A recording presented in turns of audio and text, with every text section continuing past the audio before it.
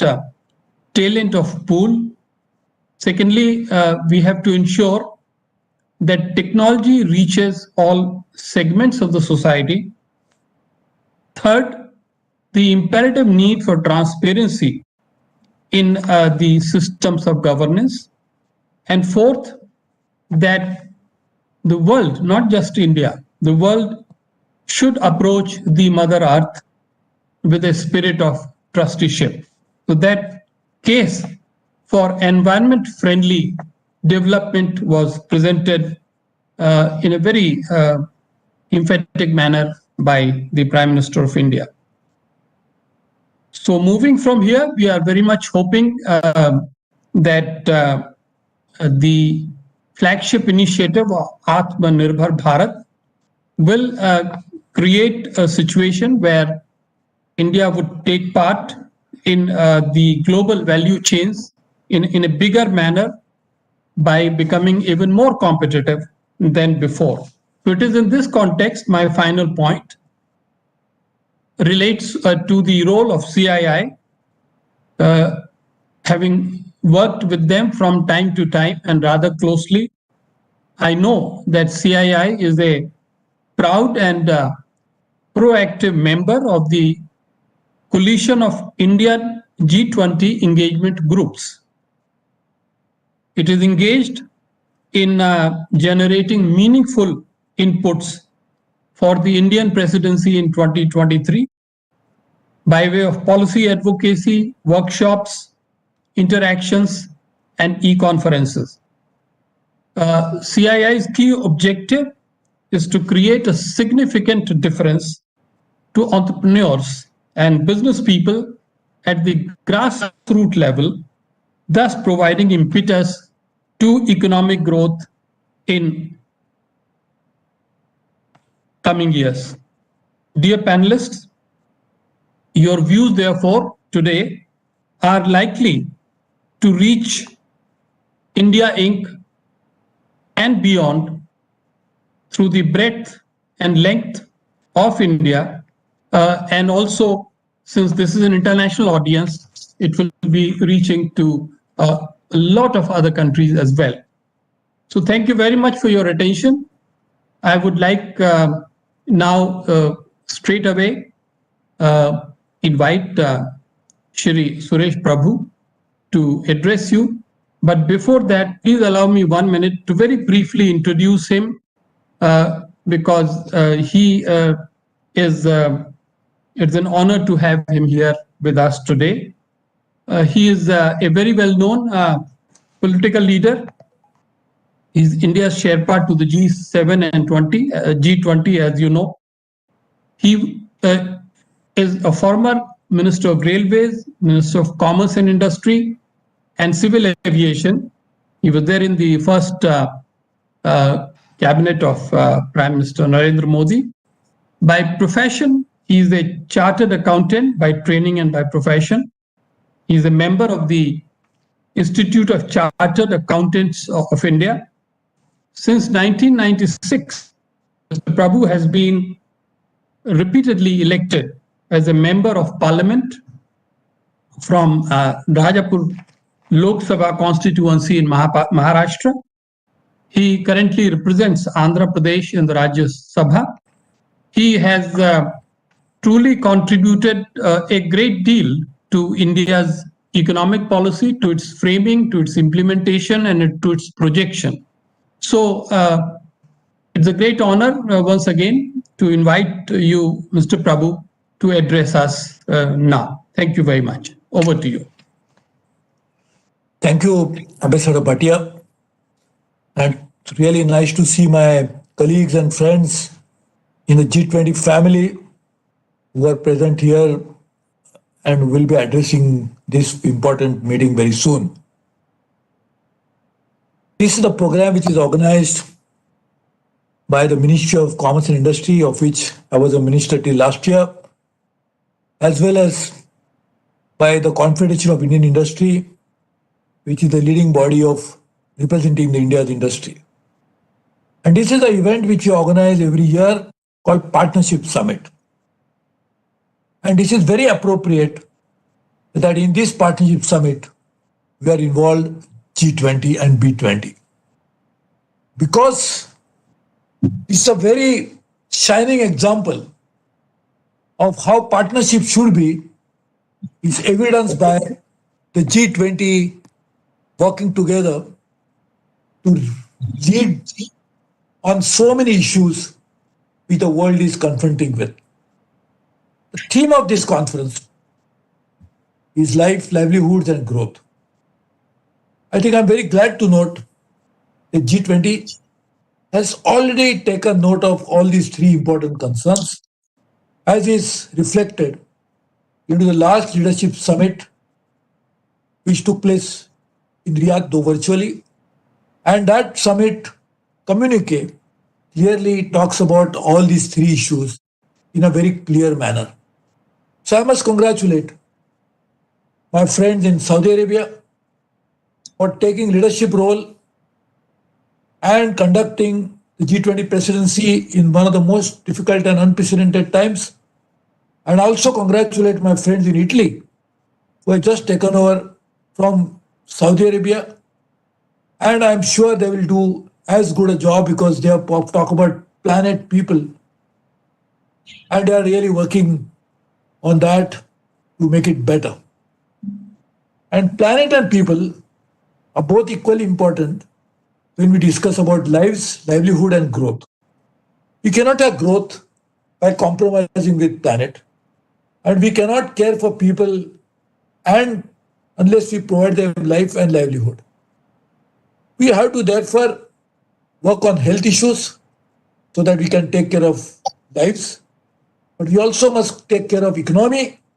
Without economic growth, there cannot be livelihoods. At the same time, while doing all this, if we have to care for people and their livelihood, we cannot do it unless we take care of planet. Because there is no livelihood without planet, and there is no people that can survive without planet being there. So therefore, integrating all these three is a very important issue. And I think we can clearly see in the next few months' time, the economic growth should come back. But when it comes back, it all depends upon what kind of world we want to build. Do you want to build a world which will be with the same problem that we have already had in the past, or we want to build a better world? Can we bring growth in such a way that will promote livelihoods but will not compromise with the existence of the people themselves? And to do that, we have a great opportunity. We together can work in a way that we can be economically interdependent as well as self-serving as humanity for making sure that we care for our higher objective of making environment as a basic purpose of our existence. And if we do that, there are possibilities of bringing growth through renewable energy. There's a possibility of bringing growth through climate-proof infrastructure growth. We can bring that by bringing in and caring for our oceans and therefore caring for fisheries. If you care for oceans, we are actually taking care of livelihoods. The fishermen, those who depend on oceans. If we take care of our mountains, we are taking care of tourism, the people who depend on that. So taking care of oceans, taking care of mountains, taking care of water, all of these will ensure that we are taking care of planet, which is, I'm very glad to note that my friends in Italy are talking about it. But to do that, we are also ensuring that people will get jobs and the livelihoods will also be taken care of. So this is all possible if you work in a very integrated and also holistic manner. We work in a way that we bring together many concerns of people, but concerns of humanity, and we also take care of the future challenges that we are going to face in the world. And to do all this, I think we can work in a very focused manner, but by working together. G20 is a perfect forum to do that. G20 is the grouping of countries who are economically advanced but socially conscious. This is a group of people who have already developed technology by demonstrating that there is so much of intellectual capital available. But this is a grouping which also demonstrated that they have heart, because as is shown in the compassion that was displayed during the time the COVID, in which we took leadership to provide vaccine and create new and better healthy world. So I think this grouping is the most important grouping. G20 can focus on that.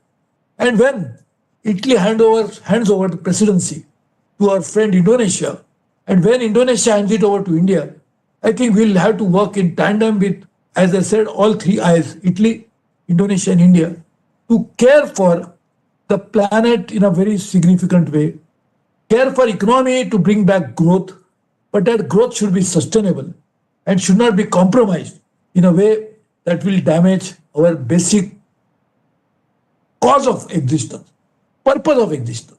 And therefore, we have to work on that in a very effective manner. I'm very happy to note that we already have put in place a very good objective in terms of sustainable development goals. These are the goals which can ensure that adhering to the goals, we have a very sustainable but very steady growth in the world to come. I also welcome that the United States has appointed a very distinguished leader, Secretary John Kerry, as a special envoy to deal with climate change. That shows that we can work in this world that we want the growth to come in a very forward-looking and democratic way. In a multilateral world, we want to build the world which will have a voice of all the people of the world can be reflected into that. So therefore, I really welcome this initiative. CII is a leading institution dealing with economy in India, in industry in India. Prime Minister Narendra Modi, as a leader of India, has been embarking upon a very ambitious target for reducing the emissions by increasing the renewable energy, by starting International Solar Alliance, which can ensure that growth can come in through development of solar power, jobs can be created by development of solar power, but at the same time will reduce the emission. This kind of initiatives are really needed, and therefore I welcome it. Ambassador Bhatia mentioned about my role even in G7, and I was very happy to note that during the presidency of France last year, in the G7, when it took place in Biarritz, there was a very good initiative on oceans. And I think that's a very, very important initiative, because oceans are the most important final arbiter of saving humanity. They are the carbon sinks, but they have huge biodiversity in terms of marine biodiversity. We should maintain all that. And again, the oceans themselves have the ability to create jobs, to create new source of energy. Hydrates can be creating the new source of energy. And to do all this, we really need to work together. So I really welcome this initiative. I thank you. I have to go to the parliament because I am on the joint committee of discussing with a very important issue that is facing the world today, that is data privacy, and that is for how to ensure that human beings' privacy is also protected. So we really thank you once again. We are a very distinguished diplomat who has served in many capacities for India in various different parts of the world. Ambassador Bhatia is chairing it. So I'm very happy that we'll really take it forward. I'm very happy to note my friend, the OECD, Sherpa, also here. I'm very happy to note that head of Department of Policy in Germany, she's also here. In fact, just now I spoke to your Secretary for Environment only about a few minutes ago. And I was talking to him, who is Mr. Flasba, who was there with me. I just talked to him, who is a German State Secretary for Environment. I just spoke to him only a few minutes ago. I'm very happy to note that we also have in this program my B20 Sherpa, Marco Felasti from Italy also here. So I wish all of them really well, and I hope that we can work together. I can see even, I think, from Indonesia, my Mr. Ailinda, she's also here. And as I said, Indonesia is a great friend. So when I was announced in the G20 meeting that we'll be requesting Indonesia to host it before us, I was saying that we are going to do it because Indonesia is such a good friend of India that we like to follow Indonesia. And in Indonesia, there is India, but also Asia. So you represent the whole continent. So really look forward to working with all of you. All the best to you. All the best to even Marco. Now I can see him in the screen. All the best to you. And Mr. Pino will meet again very soon to take forward our OECD agenda. And thank you, Tommy Milda, for being Germany is really a leader into all these issues together. They have displayed how renewable energy can be brought in, and they are the first one who started feed-in tariff many years ago. They are the ones who helped in bringing sustainable world. So I really welcome all of this. And Ambassador Bhatia, you are the most able person to moderate it. I take your leave and thank you very much. God bless you all. And many best wishes for the Christmas, many wishes for the New Year, best wishes for the holidays. I hope my friends in Europe will get over the corona very soon. I hope all of you take care of your own lives while we take care of lives of all other people in the world. Thank you very much. God bless you all.